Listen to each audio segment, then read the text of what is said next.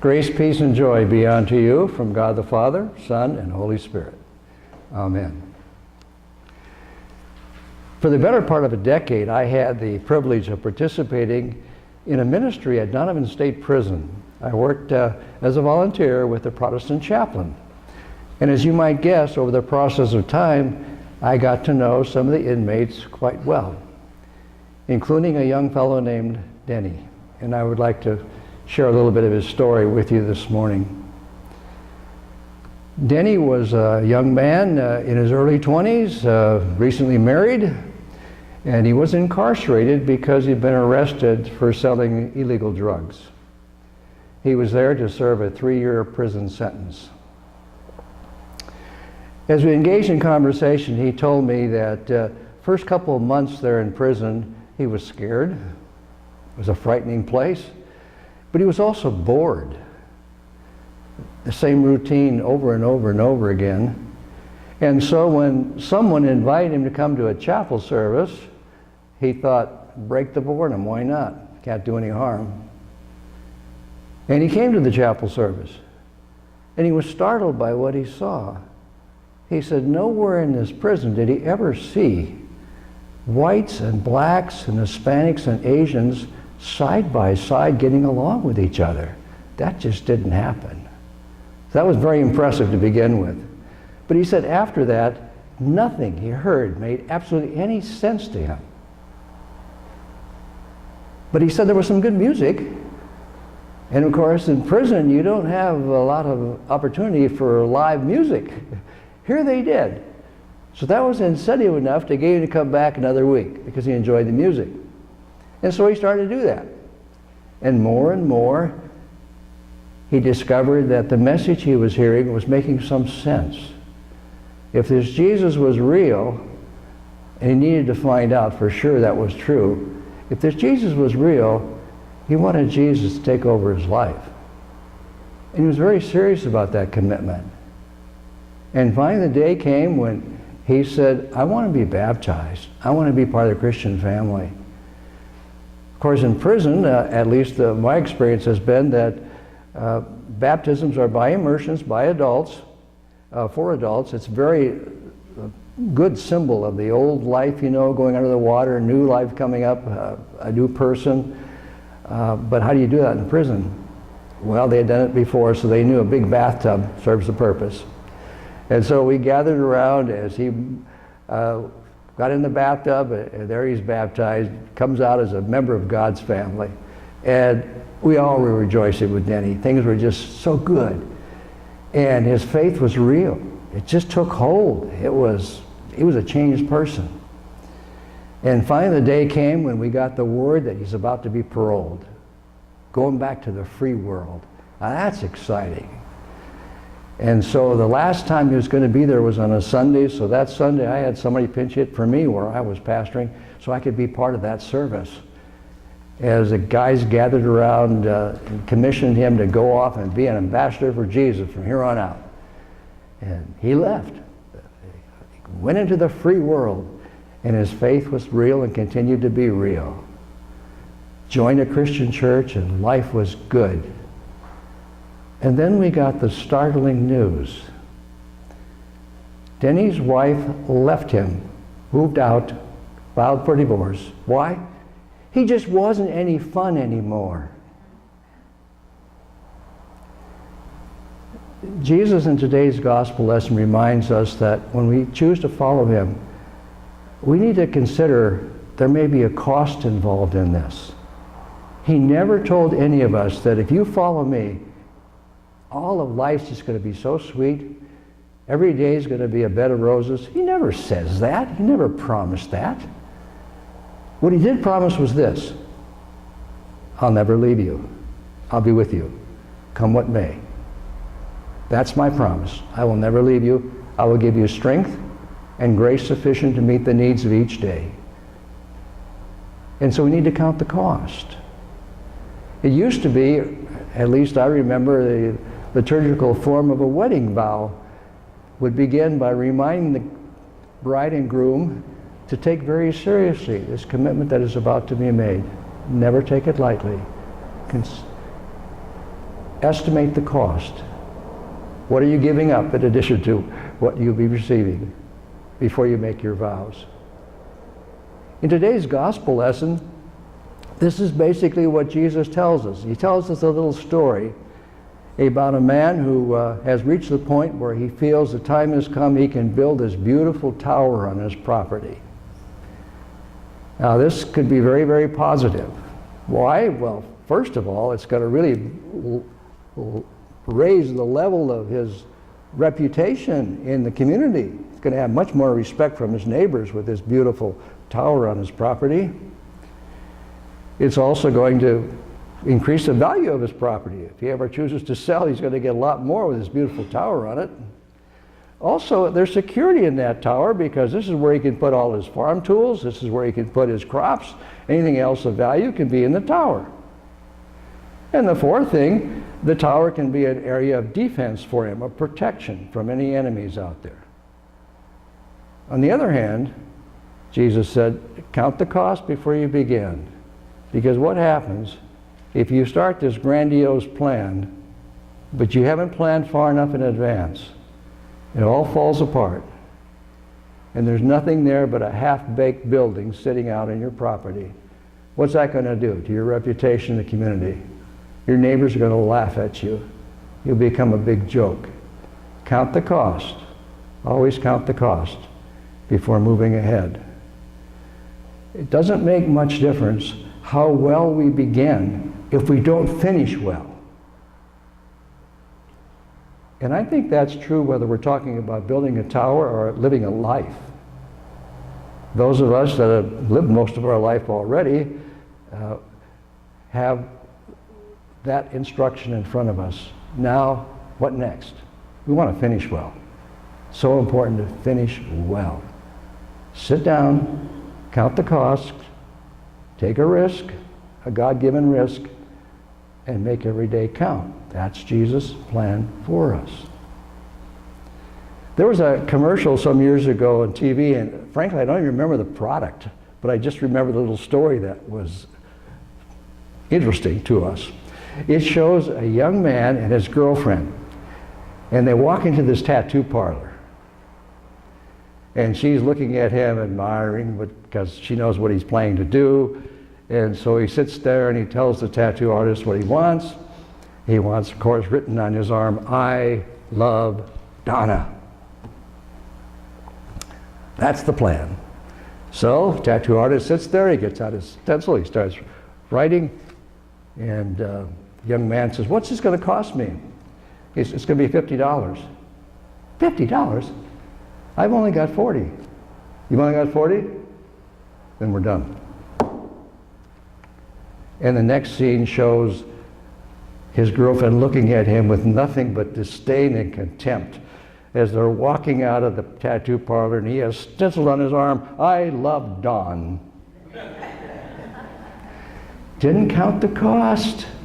Didn't take time to estimate what may be there. If we take time to count the cost of our decisions, which is what Jesus asks us to do, it's almost always going to take us out of our comfort zone. If we're going to be followers of Jesus, serious, committed followers of Jesus, I guarantee you there will be times when you move out of your comfort zone. You'll have to. Milton Cunningham was a Christian missionary. I think he had been in Indonesia. He was home on furlough. And his plan is to fly to Atlanta. He boards his plane, he sits down on the plane, got his nice, comfortable seat there, he sits back and he looks across the aisleway and there's a little girl sitting there. Obviously a Down syndrome child. He smiles at her, she smiles back at him. And then she said, "Mister, did you brush your teeth this morning?" He looked at her, well, it's such an innocent little girl. He says, "Yes, I brushed my teeth this morning." She said, "Well, that's good because that's the healthy thing for you to do." Okay. "Mister, do you smoke?" "No," he said, "I don't smoke." "Well, that's good you don't smoke because if you smoke you could die, you know." "Yeah, okay." "Mister, do you love Jesus?" Oh, that was an easy one to answer. Big smile on his face. He said, of course, I love Jesus. And she said, that's good because we should all love Jesus. Well, a little while later, another passenger boards and sits down next to Milt, the missionary. Obviously, this fellow is one who wants to be left alone. His whole demeanor is such that I'm here. Nobody bother me. Here I sit. The little girl starts nudging Milt. Ask him if he brushed his teeth this morning. And he thought, he looked over at the guy and he, oh no. Ask him if he brushed his teeth this morning. Okay. So he turned to this new passenger and he said, this young lady wants to know, did you brush your teeth this morning? What? He looked over at her and he saw it was the Down syndrome child, of course. This is you know, it's an innocent question. He said, tell her, yes, I did. She said, well, that's good because that's good for your health to brush your teeth. Ask him if he smokes. And all of a sudden it dawns on Milt, uh-oh, I know where this is going. I know what the third question is going to be too. This is just, I'm uncomfortable now. But she asked the question and he passed it along and the man said, no, I don't smoke. Well, that's good because it's bad for your health. You die soon if you smoke. Ask him if he loves Jesus. You know, that's a very personal question, and this is probably not, but he couldn't come up with an answer for this little girl. She kept insisting, ask him if he loves Jesus. Okay. He said, my young friend here has another question for you, sir.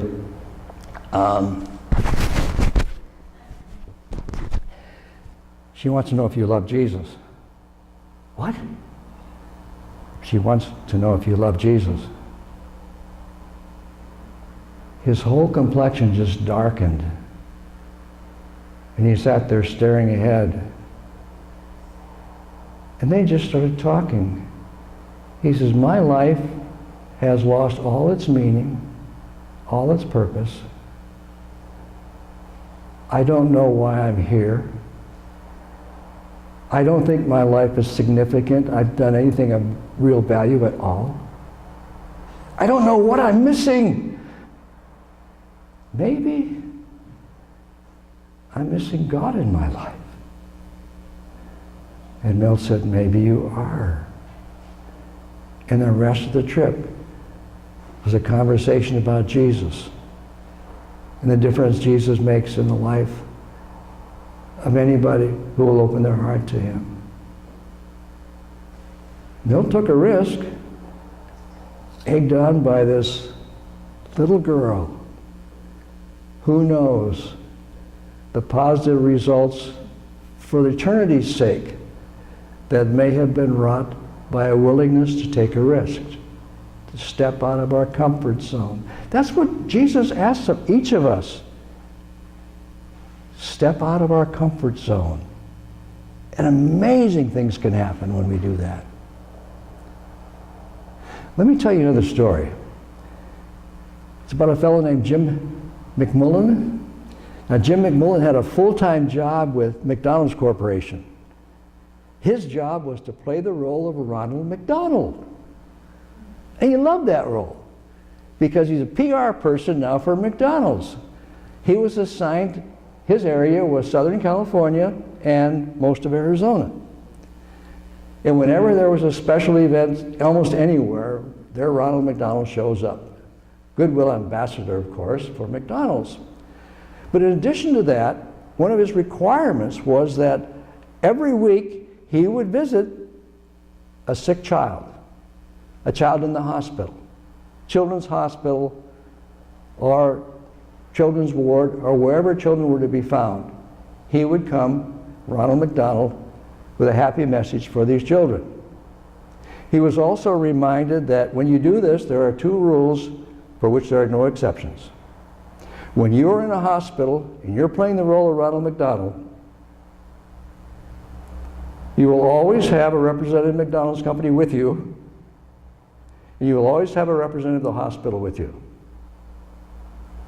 And number two, under no circumstances will you ever touch a child. If you violate either one of these rules, you'll be fired on the spot. Understand? Well, he understood. And so he was very good at what he was doing. Enjoyed his work very much, had been working with McDonald's for over 2 years. He was in a hospital, walking down the hallway, about to make his exit. And as they walked by a partially open door, he heard a voice calling, "Ronald McDonald, Ronald McDonald." It's a child's voice. He stopped and went back and kind of pushed open this door that was partly open already. And there he saw a little boy, 5 years old, hooked up to about every medical device that he'd ever seen. This was obviously a child that was critically ill.